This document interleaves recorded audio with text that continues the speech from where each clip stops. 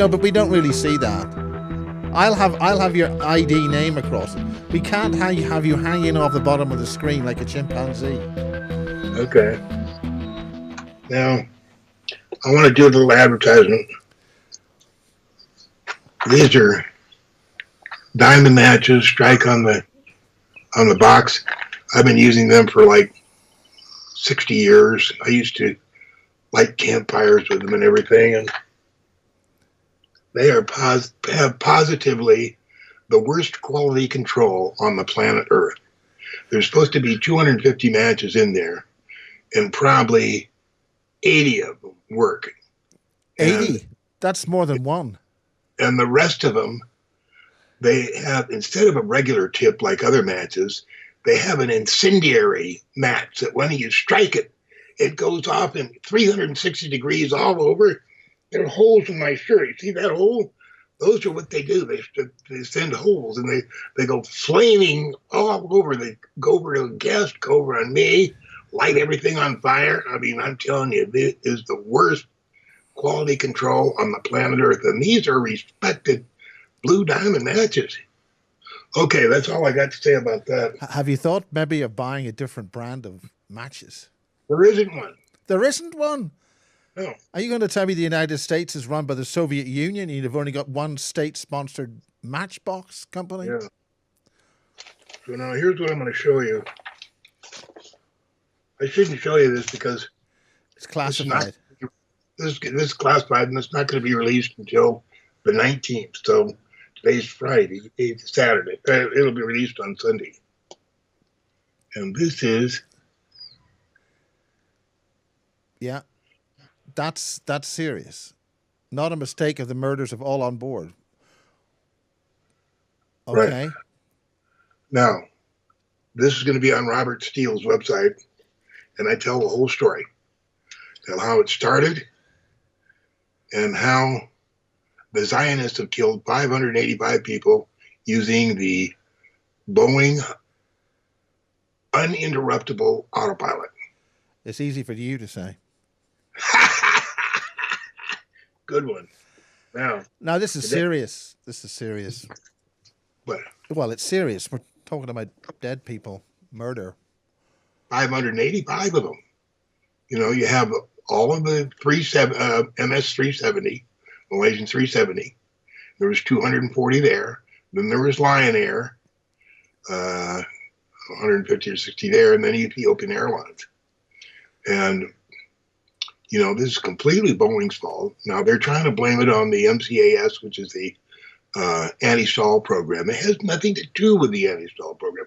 Anti-stall works in the low-speed regime. All of these happened at high speed. And what they did is they found out a way to hack into the Boeing 737 MAX 8 autopilot and make it go full down. But now, you know, there's two autopilots in all Boeing airplanes. There's the one that they use normally, and then there's the one that used for anti-hijack. And the reason they built that one is so if it was ever hijacked, they could take over control from Boeing and fly it from a little room in there to where they wanted. And they made the servo actuators, which actually move the controls, instead of the normal 80 pounds where a pilot could take over in case there was a problem, they set it to 150 pounds, which the pilot can't control. And the reasoning behind that is they didn't want the hijacker to be able to say, okay, take me here. And the pilot just said, no, I can't. I have no control. And then, you know, they fly it into base and capture the hijacker. But the problem is the Zionists found out how to hack into the program, and all they do is give it a full down nose command for a plane that has somebody they don't like. Now, you may wonder why they would kill everybody, kill 160 passengers just for one person they don't like. Well, that was so that people wouldn't figure out that they would kill everybody for just one person they didn't like. So that happened on Lion Air, and that happened on Ethiopian Airlines. Did it happen on 9/11? Did they use that for 9/11? Hologram. Those weren't airplanes. And people would say, oh, yes, I saw it on TV. I have to tell you, you know, two Boeing 67s, there's 3 million parts in each of those airplanes. So that's 6 million parts. And each of those parts, when it goes into a U.S. certified airplane, a certificated airplane under Part 25, it has to be made in a certificated manufacturer. The FAA goes in, sees their quality control, and they're allowed to make that part. And on that part, they have to have a stamped number. So there's 3 million parts for each airplane, 6 million parts with a stamped number. Now, when the airplane crashes, those stamped number parts are all over the place. But in the case of 9/11, they didn't find one single part of the airplane, and none with the stamped identification. So that was a hologram. And buildings 1, 2, and 7 were all destroyed by a direct energy weapon, of which the secret government, the U.S. Naval Command, based out of Kwajalein Island, they have 13 of them at least. John Walson, my good friend John Walson, has taken fantastic pictures of these things orbiting. I have a bunch of pictures in my hallway. And in addition to that, they have some steel foundries up there. And I say steel. They make D.D, and D.D is the hull material they use for submarines, aircraft carriers, battleships. And, it's much, much lighter than steel and titanium, much, much stronger than steel and titanium. And not only that, this hull material, with a small electrical charge, they can keep the ocean between 5 and 7 centimeters away from the hull, so that we know that normally a hull type of a boat, the limiting speed is 1.34 times the square root of the waterline, which means that most hull-based craft can only go 45 to 50 miles an hour, 50 miles an hour at maximum. But if there's no drag, if there's no water along the side of the hull, it can go up to 100, 125 knots. And you can imagine an aircraft carrier that they launched a few months ago, the Gerald Ford aircraft carrier. It's a mammoth. If you can imagine that doing 125 knots, I mean, it's fantastic. And they say, well, wouldn't the crew be able to notice it? No, they're all commanded to stay below. They cannot be up there on deck when it's going that speed. Apart from the fact they'd get washed off or blown off, no? I mean, what? Wouldn't they get blown off the deck at that speed? Absolutely. But they don't want them up there to know how fast it goes. Yeah. And then the crew member says, hey, how come we got to someplace 2 days faster than we normally do? They're not allowed to ask those questions. And if you're in the Navy, you know better than to ask those questions. So they've kept it secret, and those things have some fantastic speed. Anyway, that material is made in orbiting foundries, and it's brought down. It's called D.D, and it's brought down by airplanes that are 10 times bigger than a 747. And I think you were the one that was one of the first to ever notice it, see it. Yeah, I mean, that was, and it landed at Machrihanish, which is going to be a spaceport. Yeah, and I have the picture you drew on the wall there. So that's the craft. They bring it down, and I sent you pictures of Machrihanish, and there's certainly enough room there for a secret runway. Well, there are people, locals, who've seen the TR-3B fly in there. All sorts of stuff going in and out of there at ground level. But how they land it and where they land it on, I mean, that seems to be something different. Exactly. But Tompkins, what about Bill Tompkins? He's saying that those foundries must be being made in huge craft. Is that bit of a story true? He's not saying anything. Bill Tompkins is dead. In the past, when he was speaking. God. You've got to be careful with your shrewd wit and genius and modest genius. Where'd you put my pipe? I think you put it somewhere flammable so it would soon go up in flames.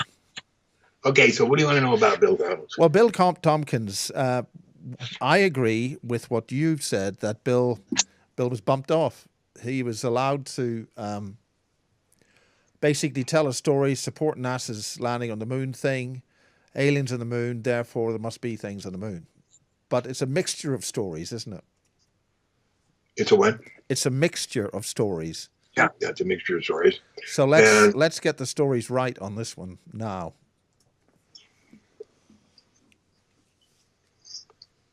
Here's the story. We didn't go to the moon, period. No possible way. I'll give you 25 good, ironclad reasons why we didn't go. But let's start with one and let's work through them. Okay, the first of all, I have to tell you about Randy Walsh's new book. And just a second, let me put my pipe here because I think. And we also want to talk about Dulce because you found this mysterious file on your computer. You got the book. That's fantastic.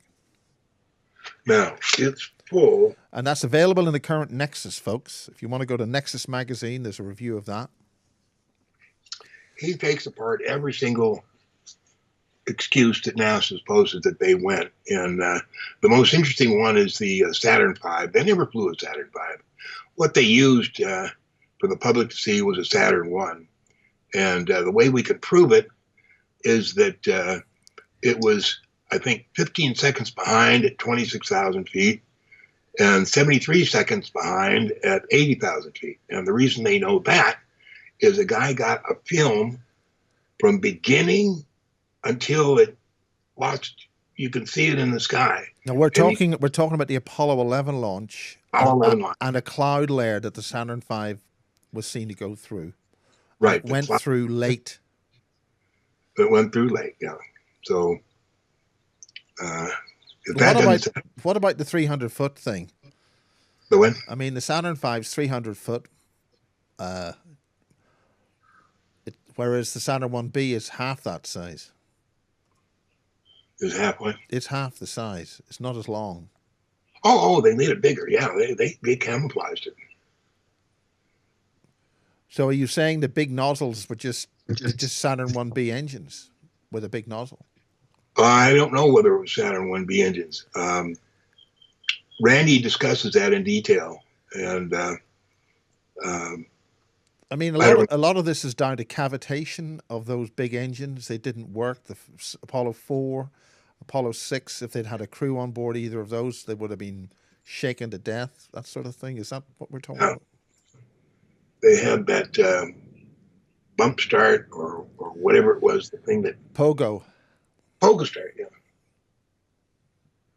And so then he talks about the Van Allen belt and how there's actually 3 Van Allen belts, and how dangerous it would be to go through the Van Allen belt. He spends a whole chapter on the Van Allen belt and has some really neat drawings. And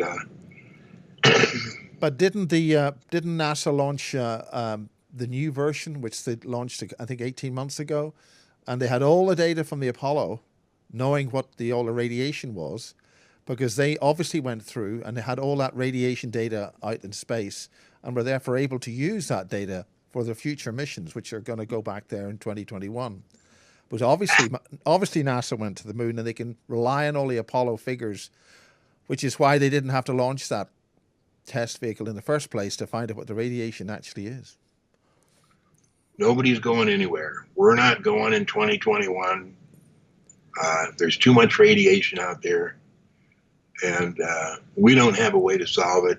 ET does, and we can go with ET, but only with them. We can't do it ourselves. Yeah, but I'm sorry, but there's a guy who owns a warehouse, and he sells lots of AMs and Zons, and he's very rich. He's half as rich as he was, and he just said he's got a big space rocket, and he's going to launch this thing, and he's going to land on the moon, and he's going to charge people for it. Oh, who says that? The head of some guy called Amazon, Amazon Zon. You're not talking about Jeff Yeah. Bezos. Yeah.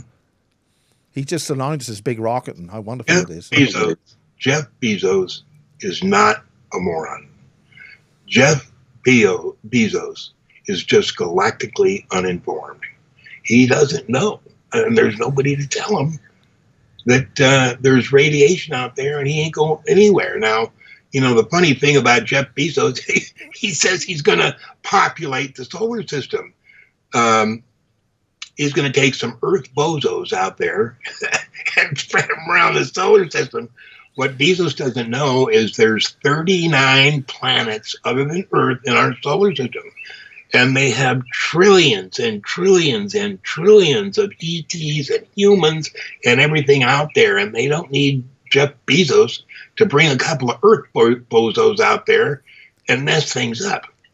We're down here on Earth to learn one thing, and that's to live our lives with integrity. Yeah. I've got your T-shirt on here, John. Not greed, yeah. And to express our love for our families each day. So Jeff needs to get informed somehow because he's going to be losing a lot of money. Well, what about Elon Musk? I mean, he's a pretty smart kid. Surely he knows. No, none of those guys know anything. They believe in NASA, and NASA's not going to tell them anything. For instance, we pulled a good one on Israel the other day. They were going to go to the moon and put a lander on the moon, but NASA forgot to tell them that the gravity there is 69.71% of Earth. And Israel built a lander on the basis that it was 1/6 the gravity of Earth, and it crashed. They ran out of gas because they're trying to land it, with a gravity almost 2/3 of that of Earth, and they ran out of gas because they're just using too much fuel trying to stay in the air. So they went splat. And well, a friend of mine called Ken Johnston, who was a astronaut for the Grumman spacecraft, and he trained the Apollo astronauts on how to land the LEM. He has photographs. I think he's going to show these in Manchester in celebration of the 50th anniversary of Apollo. And he says there's an atmosphere in the moon too. They went. Ken Johnston, astronaut, infers that there is a... I think he was a test astronaut. Yeah, he was a test astronaut for Grumman. And he's got the same name as me, so he must be telling the truth. So what does he say about... Well, he says they did land on the moon, and Apollo did that 50 years ago, and everything's fine. Do you mind if I answer my phone? Yes, I do mind, actually, but you'll do it anyway. Okay, John, right. The Saturn V dressed up as a Saturn 1B, I don't get it. Yeah. Yeah, dressed up as it had to look right. And they did a good job. And it was a good fake. Now, have you seen that WikiLeaks movie going around? You're talking about the Apollo 11 film? The stuff shot out at Area 51. Did you see that one? No.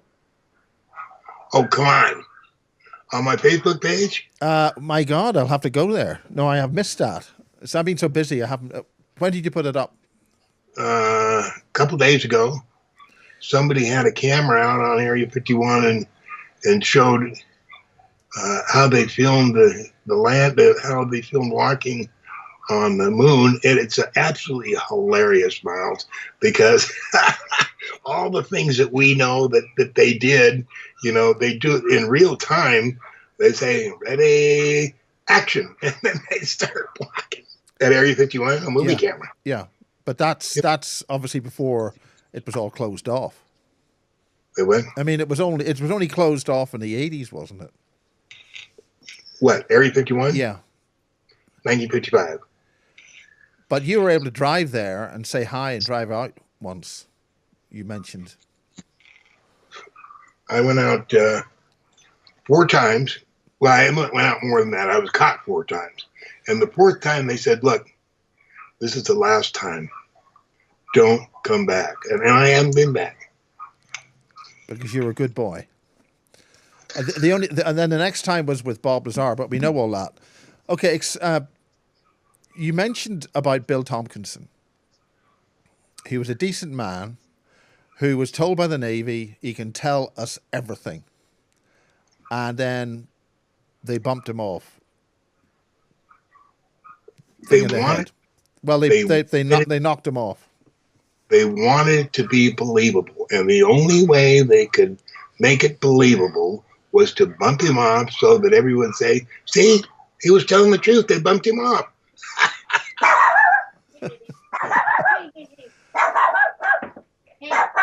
It's okay, honey. But that's fair. So what else are we talking about here? I mean, are the foundries that you're talking about up in space, are they the things which were like made way back in the 40s and the 50s and anti-G'd up these big submarine pressure vessels that were made in the United States and then somehow anti-gravitied and welded up on the lunar surface? I mean, how much of this story's real or bunk or whatever? Is it all bunk? How do they get those heavy platforms that John Walston's talking about and you're talking about up into space?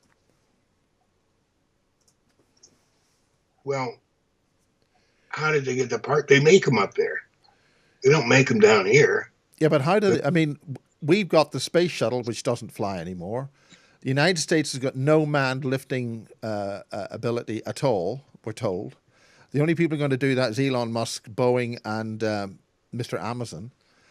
So where's all this stuff coming from? I see where you're at, Miles. Okay, when the U.S. Naval Space Command started in the late 60s, and it was financed through the fake Gemini, Mercury, and Apollo programs. They ripped about $40 billion off, and that gave them the money to start the Naval Space Command. And it was based at Kwajalein Island in the South Pacific.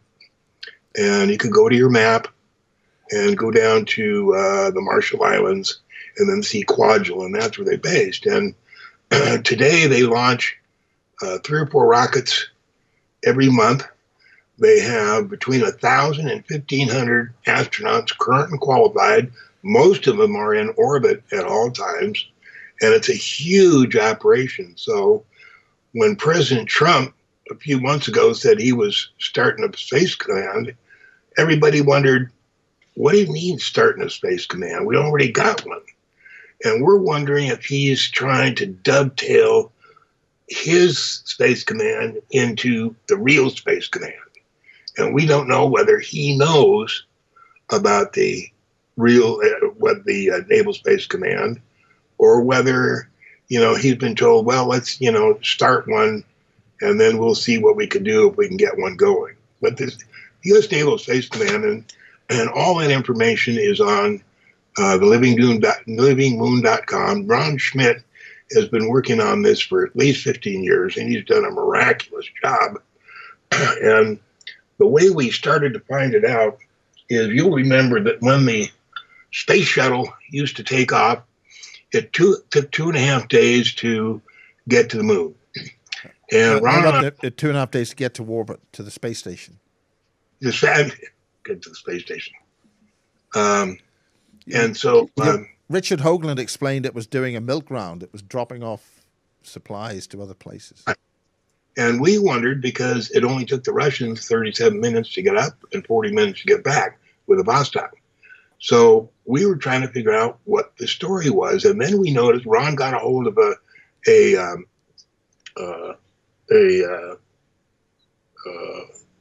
load manifest and noticed there's tons of food. And for the 4 people that were up there, way more than that. And then we noticed that every time the shuttle launched, the Vostok would launch one day before. So what happened is, then we noticed that not only did it take 2.5 days to get up there, when they got up there and opened that huge hatch there, it was almost empty. I mean, it was like half full. So we finally figured out what they're doing is they're dropping off parts on the way up. And what the Vostok would do is it would take up a whole load of parts and food, and then they'd load up the space shuttle. And then when they'd start back down, and the reason it took 2.5 days back down is they'd start the whole different orbiting places to, the DEWs, the foundries, and all that, and they drop off this food and all the parts they need on their way back. So Ron's the one that figured that out, and we tried to get Jim Oberg to comment on why it took 2.5 days to come back. And that bozo says, well, they worked 10 days on the ISS and they were all exhausted. So we gave them 2.5 days cruise rest, or 2 days cruise rest on the way back. We're not slave drivers. That's exactly what Oberg said. The trouble with Jim Oberg, he was so smart and he had so much data, he thought he could argue anything. And, anything except the truth. And so, him and Jay Winbag, Jay Utah, who runs space.com, and there's a couple others. Those guys have been professional liars for NASA all these years. And now we find out that, 500 million people live on the moon, humans just like us, but far more advanced, both sociologically and technologically. And there's an atmosphere on the moon, just like I said 20 years ago. And the gravity is 69 point. Okay, so. So, right. The thing we're trying to get at is how much of these huge craft that have been seen by John Walston that you're talking about, where the hell did all these things get built and how did they get up there? We're pretty sure that they were built at the White Sands Missile Test Range. We think there's a couple of covert. Well, we know there's a couple of covert runways there.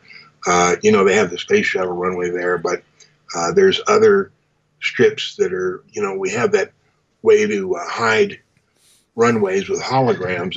It works perfect. I mean, you can't see anything.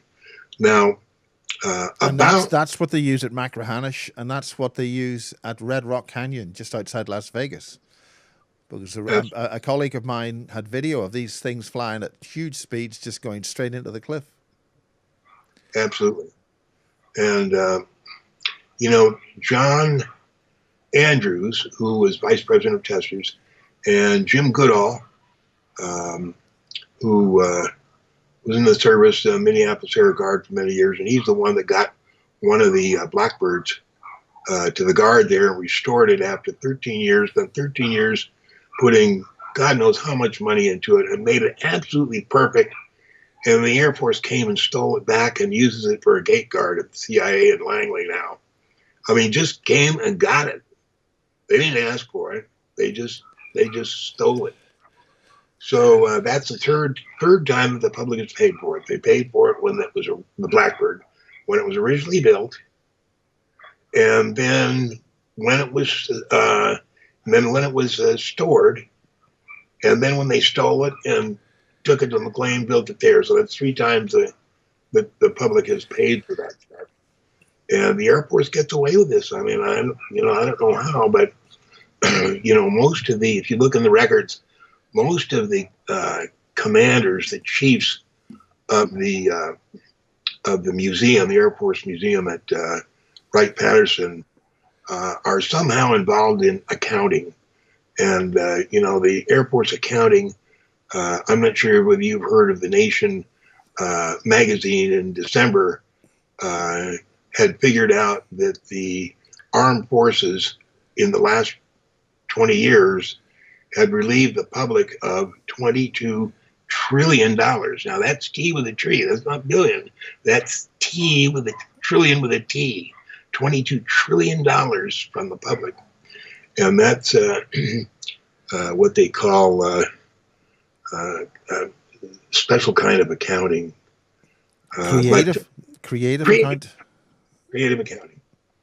So they end up as these cushy jobs of the head of the museum, and their job is to let different organizations, museums, have special airplanes. And like that B-17, I'm trying to remember what the name of it was. other airplanes, and they give it to these organizations, and the organizations work their hearts out and money and get them all absolutely beautifully restored, and then the airport comes in and steals it. They say, well, but we forgot to tell you that's ours. I think it's. But what about Tompkins? I mean, I'm getting back to this. Where are these structures built? Okay, now, the British are talking about the base on the moon and making creatures for them and things. Okay, who said there's a base on the moon? My sources in England said they were making these creatures, and that's where in vitro fertilization was created for. So they would make these things, which look like greys, and they'd end up working on the lunar base, unquote.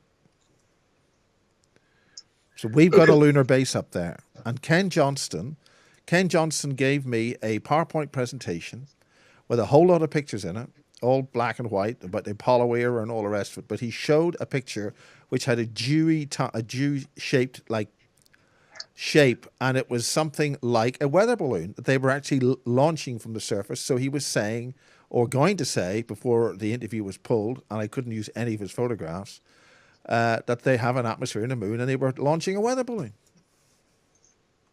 Okay. I don't know anything about that. All I know, and all I've said, was the Apollo missions didn't go. Now, if they found a way since then, it had to be with the help of ET, because we did not have the ability to guard astronauts against the radiation. It just can't be done. It has to be with ET help. So if we have a base on the moon, and I don't think we do, that one factor had to be solved, the Van Allen protection from the Van Allen belt. But all I'm saying is the Apollo mission didn't go. Now, maybe there's other missions. Where did they launch them from? Well, I remember at the UFO MegaCon, Kerry Cassidy asked you a question. I think she mentioned the name Bill Newhouse. Now, I know you disagreed with Bill Newhouse on his principle where they tested the saucers and they were sort of like stuck on a pole with a ball bearing so the thing could fly, but it wouldn't take off, if you see what I mean. They could test the aviation. But he explained to me privately that they landed on the moon with an anti-gravity vehicle, not the lunar module. Yeah, I never believed Bill Newhouse. He's been here several times. I spent a lot of time talking to him, and I never believed a word he said. And the reason I didn't is because he was the one that was telling me that in 1954, 55, that they were making simulators for flying saucers. And they would put the astronauts in this simulator and make them try and guide it when this thing was, going this way and that way and so on. It's ridiculous. Saucers have their own gravity. You're always standing right up and the gravity is right there. You don't need any simulator like that. It's ridiculous. So you don't need to learn how to fly a flying saucer. That was, Bill House's big thing. And they used to, I think there's videos of him with his brother or somebody laughing about, and trying to make, oh yeah, remember when old so-and-so was trying to do that and making a big deal out of it. But I don't think it happened. Okay. You've found some photographs on your computer. Yeah, Dulce has been around for a long time. You've sent those photographs, and what's the significance of them? This is making aliens in the Dulce base. Making aliens? Well, making aliens, whatever these things were on those photographs. Well, there's aliens. It's an alien base. We work with them. They've allowed us to come in and work with them. And they make all kinds of strange stuff. You have different types of aliens that work there. There's aliens that look like us, but they're a little bit taller. There's aliens that, look like the praying mantis. There's grays. There's all kinds of aliens that walk up and down the hallways there. and do what they do best. And level 7, as you know, is Nightmare Hall, and that's where they attempt to cross humans with animals. And they've got all kinds of things going on there. The base exists; it's been there for a long time. it's still going. I have several confirmations that it's there. When Bob Lazar worked at S4, he heard him mention it several times. The word Dulce, and they're going, or they're coming, or we've been there, or something like that. Now, talk about the Dulce War. There was no Dulce War. Now, Bill Schneider, a nice a guy as he was never at Dulce, and he was never in any Dulce War. If he was killed, and I don't know for a fact that he was, I don't know who did it. Now, I have a letter from one of his friends that he absolutely committed suicide. So maybe he committed suicide and he tied himself up and whatever. I don't know what the story is, except I do know that Bill Schneider did not work at Dulce. He never was at Dulce, and he wasn't in a Dulce War. Now, the way the story of the war got going was that when I first met Cherry Hinkle, she was working with a guard there that had escaped, and he disagreed with what was going on there, the fantastic, unbelievable experiments with animals and humans and all that, and he escaped out of there with 7 minutes of videotape of a hallway, 25 black and white photos, and 100 pages of technical information. He went, and his name was, do you remember his name right off? I had it right down here the other day. Whoever. Val Valerian? No. No. The guy that Cherry Hinkle, the guy that. Well, we've got some of the photographs. We've got some of the documents here. I could have a look at that, but I'll leave that for the edit. Okay, I'll have a look at them. The name of the guard. That's okay. I'll remember it in a second. But anyway, he got in contact with his friend Cherry Hinkle, who lived in Henderson, and she wrote to Tom Adams. And in 1987, I met with Tom and Linda Howe and Chris Lambright and a bunch of them up at Crestone, Colorado, and we had kind of a meeting of the UFO enthusiasts to trade information. And Tom handed me the letter from Cherry Hinkle that told all about Dulce, but not the name, and wanted to talk to him about it. And Tom said, John, I don't have time to do this. Would you do it for me? And I said, sure.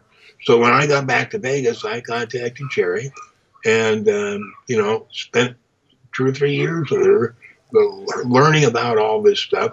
And one of the things she told me was the fact that he had made 4 or 5 separate containers, boxes, suitcases, whatever they were, waterproof and dustproof and everything.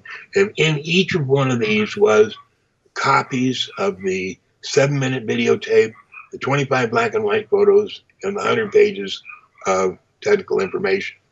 And he gave one of those 5 containers to each of his friends and said, please keep this. If you don't hear from me on 2 contacts, and he would make a contact every 4 months. If you missed 8 months in a row, that meant that they had captured him, and they were allowed to do whatever they want with the contents. They could show it to the public or hide it or whatever. Now, Cherry got one of those containers, and she hid it in Dolan Springs. Now, Dolan Springs is halfway between here and Kingman, and Cherry and I drove down to Dolan Springs, turned left off the highway, and she pointed up in the mountains exactly where she had buried that container. And I kept that to myself for many years. And it was a few years ago when, or I think 1996, when he missed 8 months in a row, and they made an attempt to find the box. And I think they made 3 or 4 attempts. And I think Bill Hamilton was on at least one of the attempts, maybe more, but they never did find the box. But anyway, when after the first couple of weeks that I met Cherry, she had made a pencil drawing of 5 pencil drawings of those black and white photos, and those were the photos that you have copies of. And she asked me if I would distribute them to my friends, and I said yes, but they're in faint pencil, so I'm going to have to make felt tip drawings of them. So I spent a week or two making very careful copies in a felt tip pen of these drawings. And I think there's 4 or 5 of them. And I took those drawings, made copies, and 1 page of technical information. And I think that's all. And I sent it to my friends and told them what the story was. And those became known as the Dulce papers. And I never signed any of the drawings. The only way I can prove that that packet was mine was the typeface, the typewriter that typed the technical information was off of an IBM executive proportional typewriter, the first of which came out in 1965, and I bought one of the first ones, and I still have it. And because of the typeface and the way that it puts type on that paper proves that it had to be mine, because I'm the only one left with one of those typewriters. So that's how I proved it was. Unfortunately, I never signed any of the drawing, but I have her original pencil drawings and my original felt tip drawings. But anyway, that's the way the story, that's the way that the Dulce papers got into the public, as I sent them. And that was published in Matrix 1 by Val Valerian, is that right?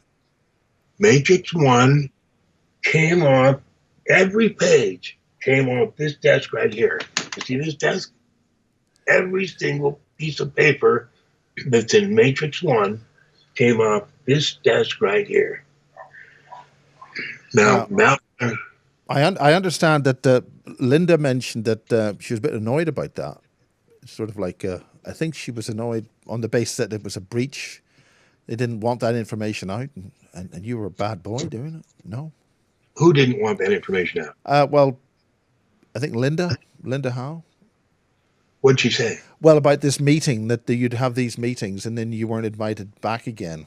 Is that right?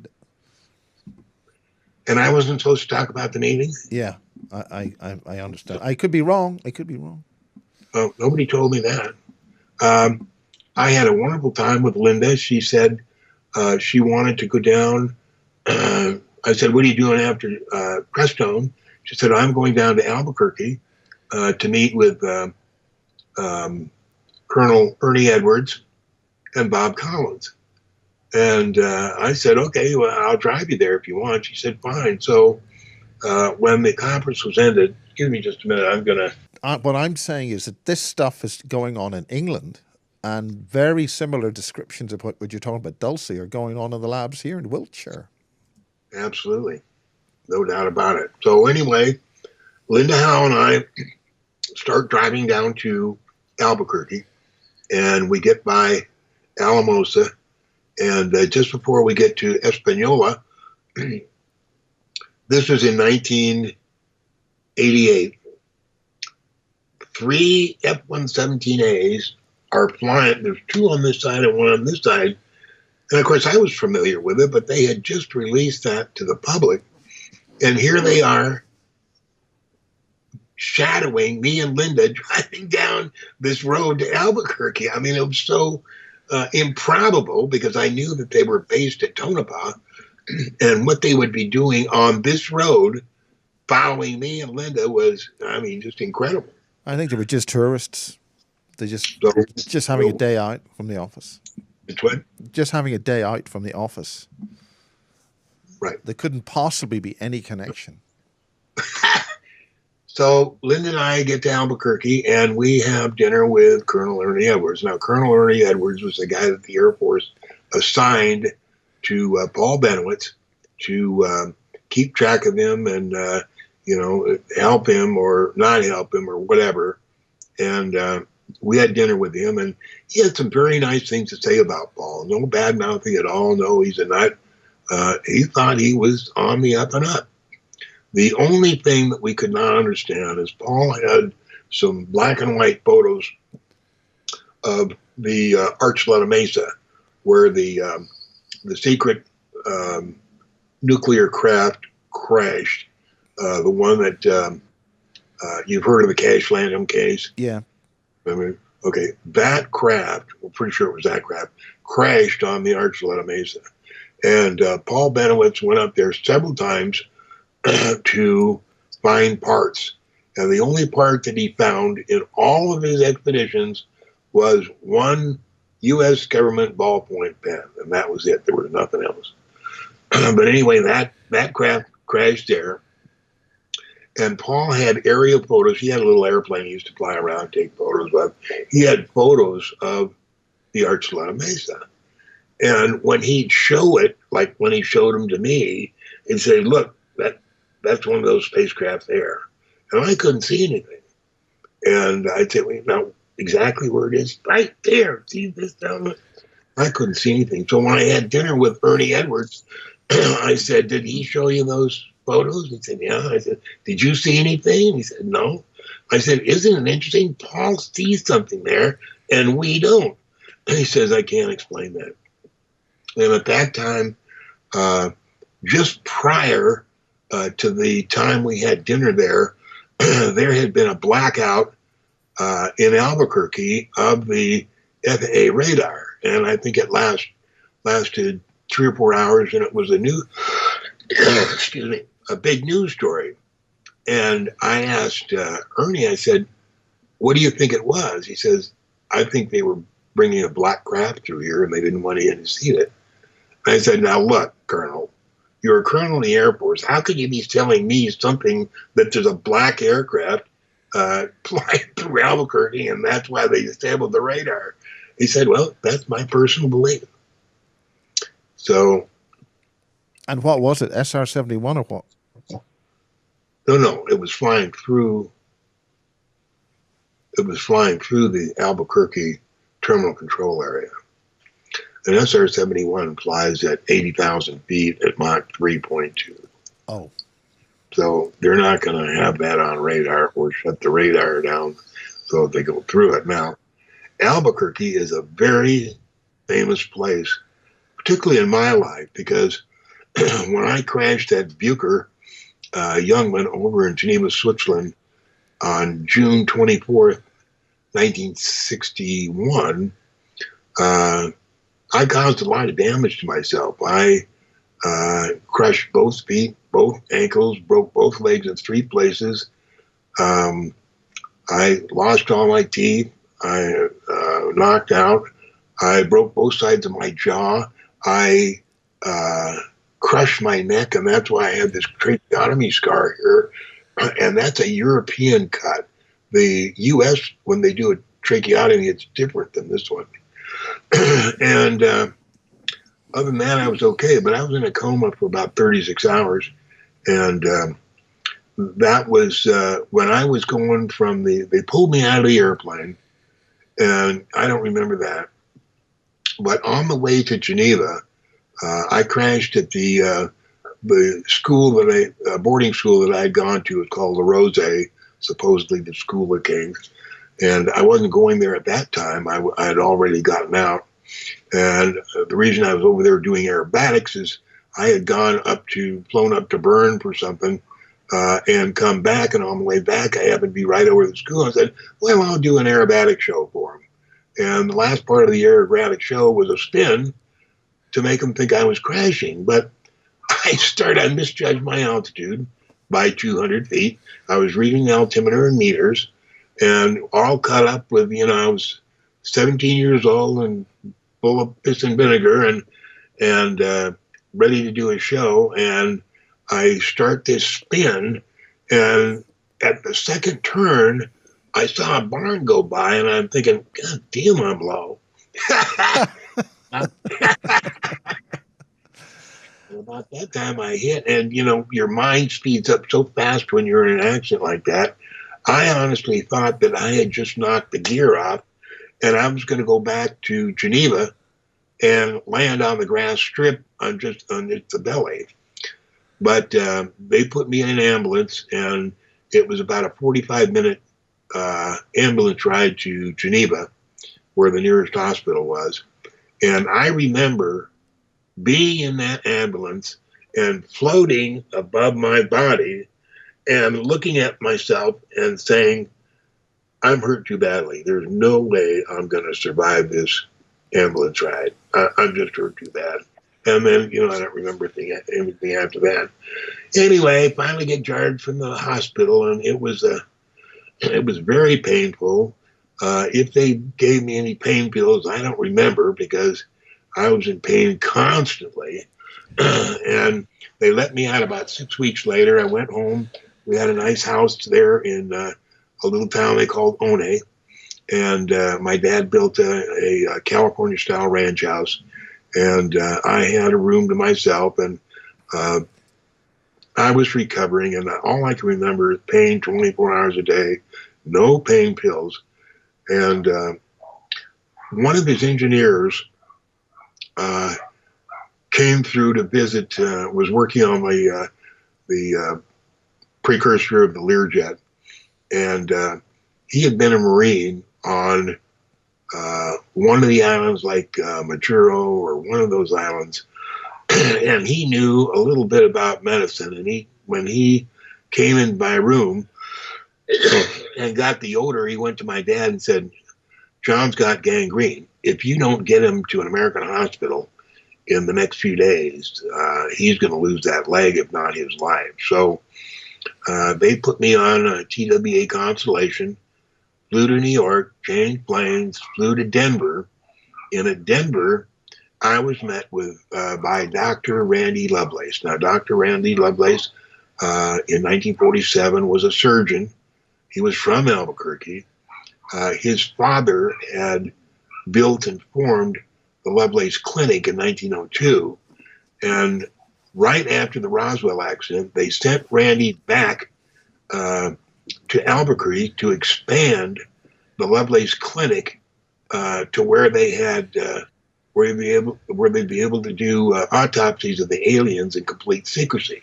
Now, at that time, 1947, 1948, is when they started building the Monsanto weapons storage area that was right there on Kirtland Air Force Base and right near the Lovelace Clinic. And they were all connected.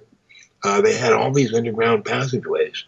When I went there in 1961, I didn't know any of that. I didn't know anything about aliens. I didn't know anything about flying saucers. And it's too bad I didn't, because it would have been interesting. Anyway, Dr. Randy Lovelace was the head of that operation, and he's the one that did all the tests for the Mercury and Gemini astronauts. He was a very famous guy. And in 1967, he took his wife up skiing at Aspen. And incidentally, I forgot to tell you, when he picked me up in Denver, he had a Twin Beach, and he had a pilot who was dumber than a box of rocks. I mean, this guy was really stupid.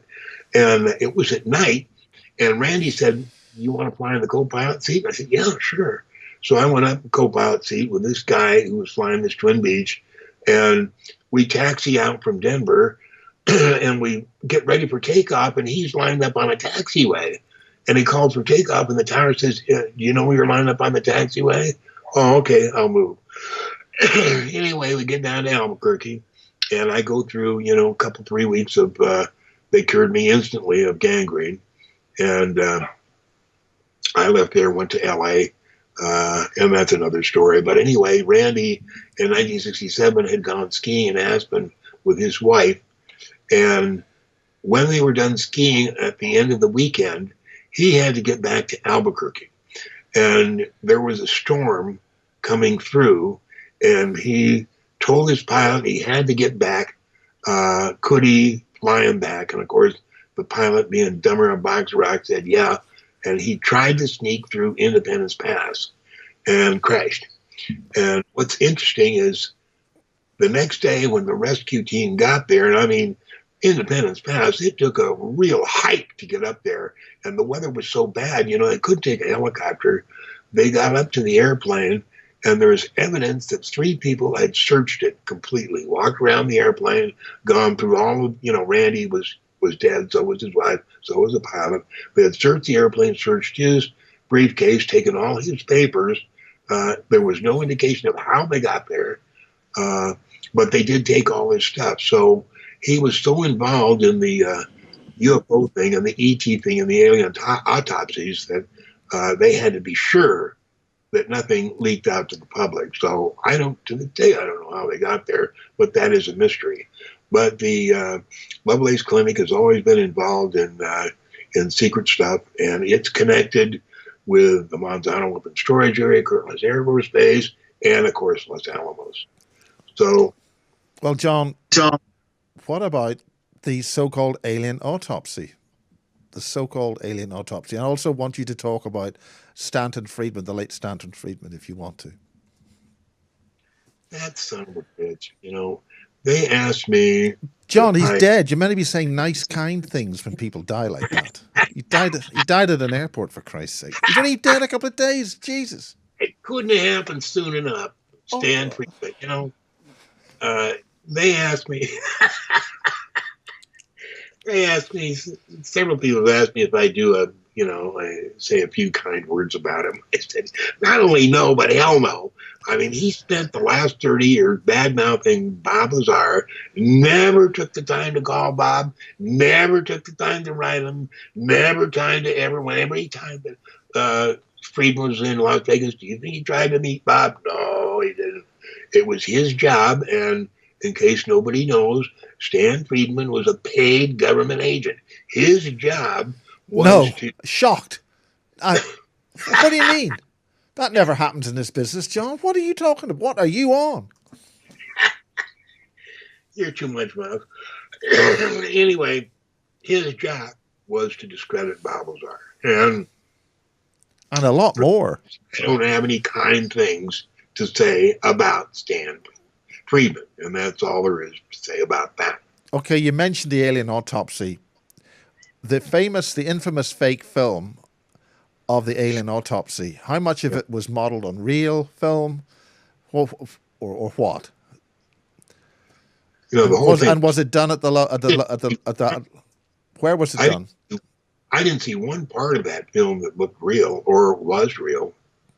I mean, I've spoken to the guy who faked it. He went to great lengths to put certain traps in that so people would say, that couldn't be right. And then he found that, well, actually that thing was right, like the curly telephone thing, that sort of thing. So then people would find, that wasn't right. And then they'd find it was right. Therefore it was real. He thought it out pretty well, Spiros. You're something else, Miles. I love talking to you. But I mean, were there actual aliens done in the Lovelace place? Oh, yeah. Is that? I mean, tell me more. Absolutely. I mean, there was underground parts of the Lovelace Clinic that connected to the Monsanto Weapons Storage Area. And when we say Monsanto Weapons Storage Area, you think, they must have stored ammo there. Well, there was a lot more than that. There was UFO parts. There was hospital facilities where they could do the autopsies, all that stuff there. And there was very few entrances. I think maybe 2 or 3. One from the Lovelace Clinic, one from a parking area, and another maybe from Kirtland. But each one had a door that you went in, and there was a little cubicle. I don't know how to compare it. It's a little room, maybe 6 by 6. And you'd go in this, open this door and go in, and the door would close, and there was no door handle, so you couldn't get out. And then there was a little key code thing there. Like, this was in the 50s, and they did have key codes then. We didn't get them until the 60s. But you would punch in like 4 numbers, and the next door would open if you got those 4 numbers right. Now, if you didn't get the 4 numbers right and the red light came on, you got one more chance. And if you got it wrong then, that little cubicle would fill with deadly gas and you'd be dead in 15 seconds. And I actually met a guy who told me exactly what that gas was, and I don't remember what it was. But that's how the security of that thing worked. You didn't get a second chance. You didn't say, "Oh, wait, oh." So, so if you were, so how many aliens? Any information on that? How many are you talking? 1, 2, 3, 5? Were they greys, reptilians, mantids, tall whites? What about the tall whites, John? okay, the tall whites is a different story. That's what's his name? What's the guy's name that wrote that book? Oh God, Charles Hall. Charles Hall. I think so. Yeah. I loved that book. I loved all three of his books. The only argument I have with him is when he said that he vectored the 707. I think he vectored a F-105 and a 707 or something to land there at, what do they call that place? I'm losing my mind. S4? The base, no. The base that's along Highway 95 up to Reno. I'll think of it in a second.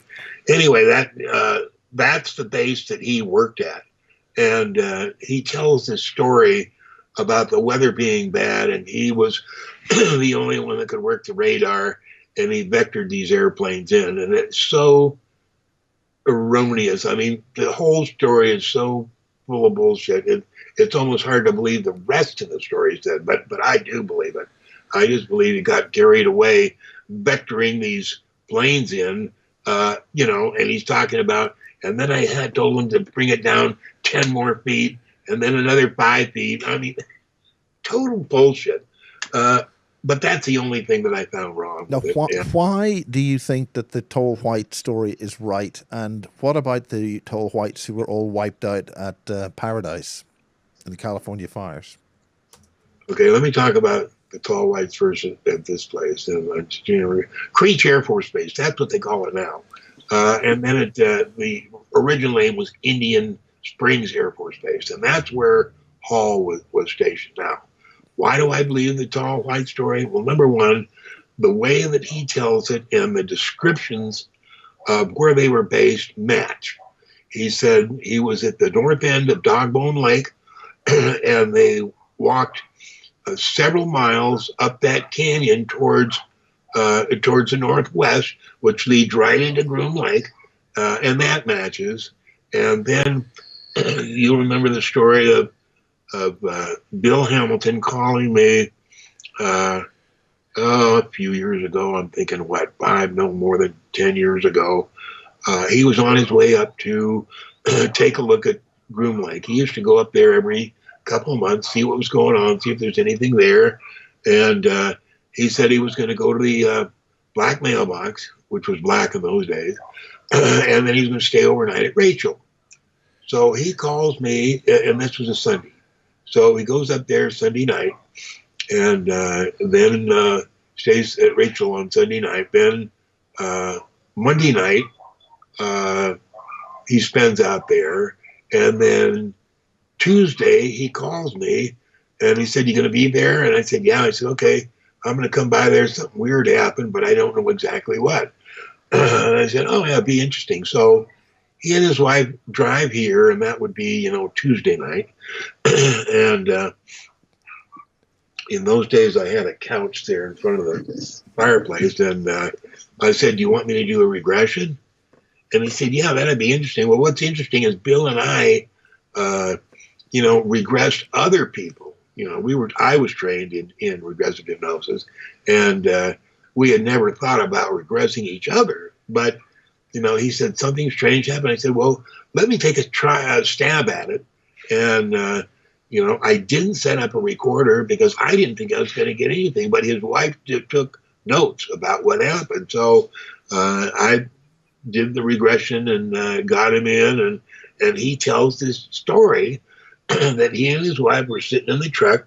They're facing towards the southeast where the tall grays are, and they're right by the black mailbox, and he sees two like car lights, or like the headlights on a car, coming towards him, and they come faster and faster and faster until. Well, wait. Before I tell you that story, I said, "Okay, what strange happened there?" He says, "Well, we were we were at the black mailbox, and we saw these car headlights coming towards us, and when they went over us, he said I turned around." And they're not there, but there's a 18-wheeler going up that little hill there, and I could see the lights on the back of the truck. and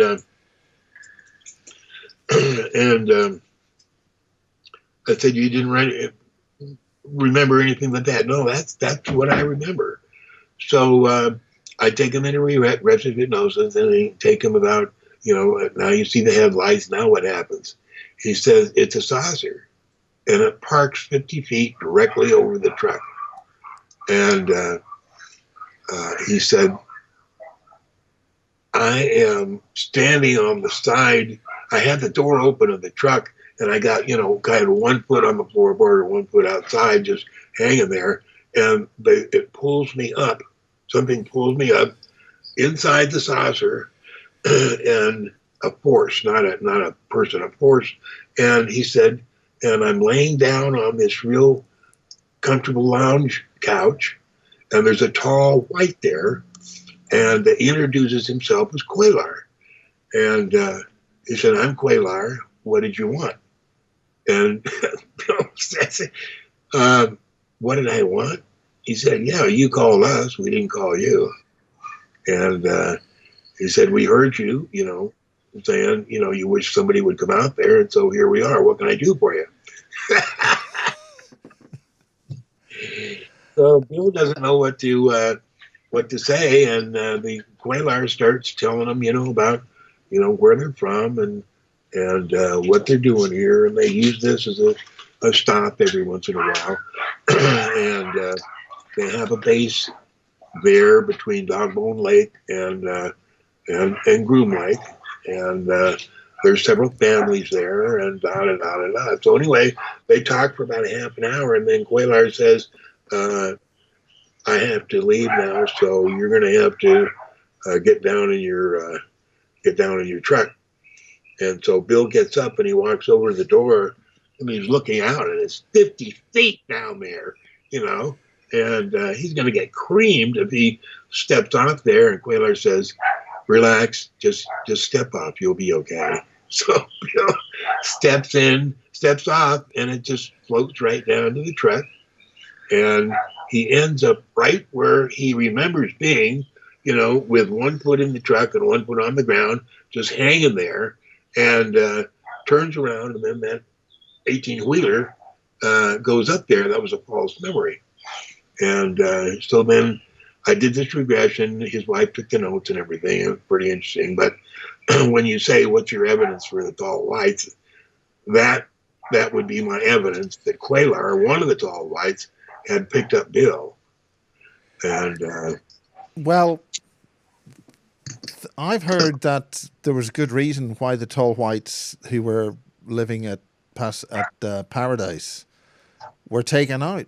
Do you have any idea why they would be taken out? Absolutely not. They're, the way that Hall tells it, they were a peaceful group. They were scared of humans. I don't know. I doubt whether they were taken out, because I'm sure they have a protective forces, but I don't know. And you're the only one that told me the story about. Now, are we talking about Paradise, California? Yeah, we're talking about Paradise, California. And the some kind of directed energy weapon was used in that area, but not necessarily everywhere. Okay. I don't know too much about that. Or anything. I don't know anything about that. Well, apart from the kind words you have for Stanton Friedman, and it's great to see you. Finally, about these lunar bases and how we got up there. Anniversary of Apollo. I mean, what's your last word on that before we say goodnight? Which Apollo? Well, yeah. So, I think you've said it. Okay, well, you remember that picture right there? Yeah, okay. Okay. Now, this is the one that I put on my post, and this is when they were digging the subway. Okay. And you see the fake Could you casino. identify that first picture so people know what it is? The first picture you held up. That's the casino? That's today's paper in the Review Journal. Okay. Reason I'm showing you that is it says Resorts World has a new president, but they showed the current construction of the fake casino. Now, the fake casino was built by Boyd Gaming. And we talked about that in our last interview when I was with you in Las Vegas, okay? Just for people's reference. Okay. So then here's the picture of the fake casino as it stands now. And I think I told you that when they bought the casino, it was a 1.5 year delay getting started. And I told you I didn't know for sure, but I thought that Boyd Gaming might not have told Resorts World that it was a fake casino to hide the subway construction. And when Resorts World started getting ready to continue the construction, they found out that it had not been built to code, and it took a year to get it all into code so they could go ahead and finish it. But that subway, remind people what that subway is. It's to a new base way up on Pioneer, and it's more secret than Groom Lake, and you will never hear anything about it. I watched it being built, and it's huge. And those subways take 2,500 people up in the morning. Well, more now. That was 20 years ago. And not only that, but they had to build a new terminal. You know, I told you they had the one at the Bellagio, and they had one at Luxor.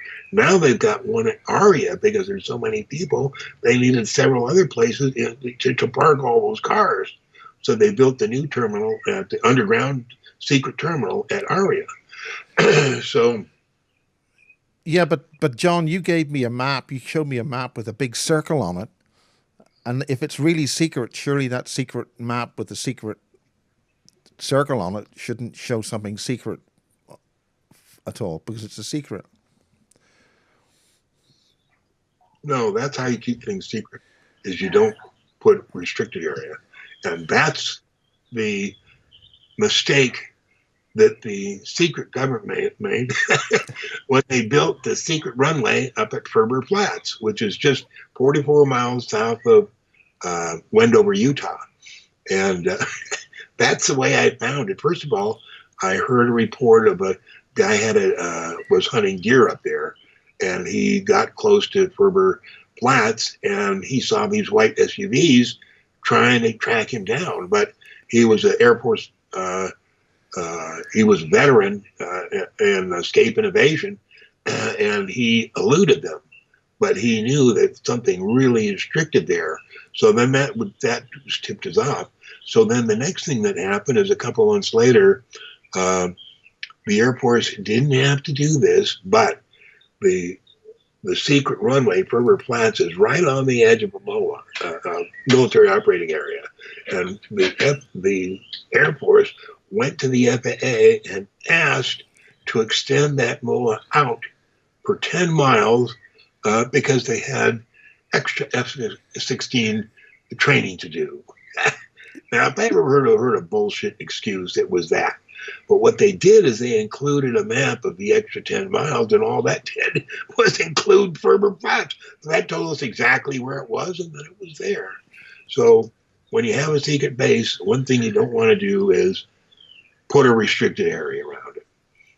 There's one on Lake Mead over where I had my Gold Butte. It's in Lime Canyon. And that's a helicopter secret base, and I heard it being built for 2 years there. And I heard the dynamite explosions where they were going into the mountain, and I was the only one authorized to have dynamite out in that area.